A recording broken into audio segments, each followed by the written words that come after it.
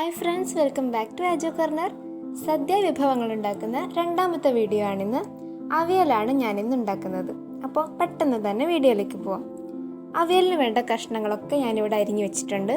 മുരിങ്ങ, ചേന, പയർ, പച്ചക്കായ, ക്യാരറ്റ്, കുമ്പളങ്ങ, പാവയ്ക്ക വളരെ കുറച്ച് എടുത്തിട്ടുള്ളൂ, 2-3 കഷ്ണം അത്രേ എടുത്തിട്ടുള്ളൂ.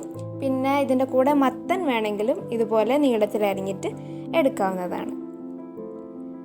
ആദ്യം തന്നെ നമുക്ക് ഈ പച്ചക്കറികളൊക്കെ ഒന്ന് വേവിച്ചെടുക്കണം. ഞാനിപ്പോൾ അതൊരു പാനിലേക്ക് വെച്ചു. ഇനി കുറച്ച് വെള്ളം ഒഴിച്ചു കൊടുക്കുകയാണ്. കഷ്ണം മൂടാവുന്ന അത്ര വെള്ളമൊന്നും ഒഴിക്കുന്നില്ല, വളരെ കുറച്ച് വെള്ളമേ ഒഴിക്കുന്നുള്ളൂ. അവിയലിന് കഷ്ണം ഒരുപാട് വെന്ത് പോകരുത്, ഒരു കറക്റ്റ് വേവിന് നമുക്ക് കിട്ടണം. അതുകൊണ്ട് വെള്ളം കൂടിപ്പോയി കഴിഞ്ഞാൽ വെന്തുടയാനുള്ള ചാൻസ് വളരെ കൂടുതലാണ്. അപ്പോൾ ഇനി ഇതിലേക്ക് കുറച്ച് മഞ്ഞൾപ്പൊടി, ഒരു 1/4 ടീസ്പൂൺ മഞ്ഞൾപ്പൊടി ചേർക്കാം. പിന്നെ ഇതിലേക്ക് ഞാനൊരു 1/4 ടീസ്പൂൺ ഉപ്പാണ് ചേർക്കുന്നത്. ഉപ്പ് നമുക്ക് ഇത് കഷ്ണം ഒന്ന് വെന്തതിന് ശേഷം വേണമെങ്കിൽ ഇനി ആഡ് ചെയ്യാവുന്നതേ ഉള്ളൂ.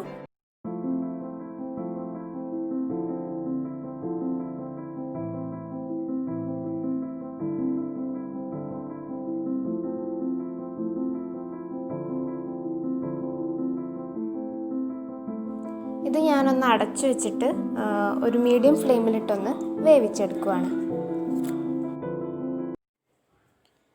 ഇപ്പോൾ പച്ചക്കറിയൊക്കെ ഒന്ന് വെന്തിട്ടുണ്ട്, വെന്തുടങ്ങി പോയിട്ടൊന്നുമില്ല, കുറച്ച് വെള്ളമുണ്ട്. അതുകൊണ്ട് ഞാൻ ഫ്ലെയിം കൂട്ടി ആ വെള്ളം ഒന്ന് വറ്റിക്കുവാണ്. പച്ചക്കറിയിൽ നിന്നുള്ള വെള്ളം കൂടെ ഇറങ്ങി അത്യാവശ്യം വെള്ളമുണ്ട്. ഇപ്പോൾ പെട്ടെന്ന് തന്നെ ഒന്ന് വറ്റിച്ചെടുക്കാം, അല്ലെങ്കിൽ കഷ്ണം ആകെ ഉടഞ്ഞു പോകും. അതിനു മുമ്പ് ഞാൻ ഒരു 3-4 ടേബിൾ സ്പൂൺ തൈര് ചേർക്കുവാണ്. ഇതൊരു മീഡിയം പുളിയുള്ള തൈരാണ്. കഷ്ണം വെന്തുടയാതിരിക്കാനും ഇത് നല്ലതാണ്. ഒപ്പം തന്നെ അവിയൽ നല്ലൊരു ടേസ്റ്റാണ്. ഇതിന് പകരം പുളി ഒഴിക്കുന്നതായിട്ടും കണ്ടിട്ടുണ്ട്, പക്ഷെ ഞാൻ കൂടുതലായിട്ടും തൈരാണ് അവിയലിന് വേണ്ടിയിട്ട് യൂസ് ചെയ്യാറുള്ളത്.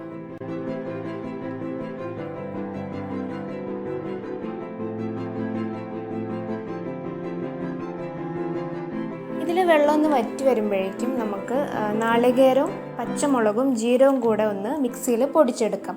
അരഞ്ഞു പോവണ്ട, നല്ല പൊടിയായിട്ടാണ് അവിയലിന് ഏറ്റവും നല്ലത്.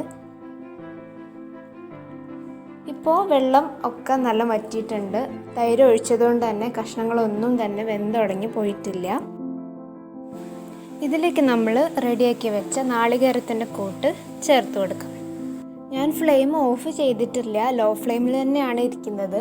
ഒരു ചെറിയ ചൂടിലാണ് നമ്മൾ ഇപ്പോൾ ഈ നാളികേരം ഇതിലേക്ക് ചേർത്ത് കൊടുക്കുന്നത്.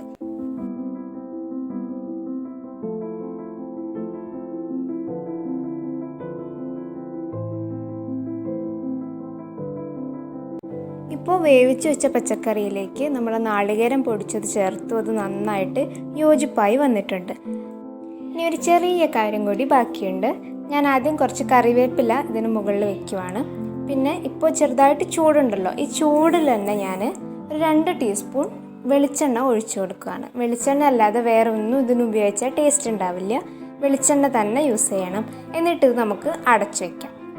ഫ്ലെയിമൊക്കെ ഓഫ് ചെയ്ത് ഒരു 10 മിനിറ്റിന് ശേഷം ഒന്ന് തുറന്നാൽ നമ്മുടെ അവിയൽ റെഡിയായി. വളരെ പെട്ടെന്ന് നല്ല ടേസ്റ്റി ആയിട്ടുള്ള അവിയൽ നമ്മൾ റെഡിയാക്കി കഴിഞ്ഞു.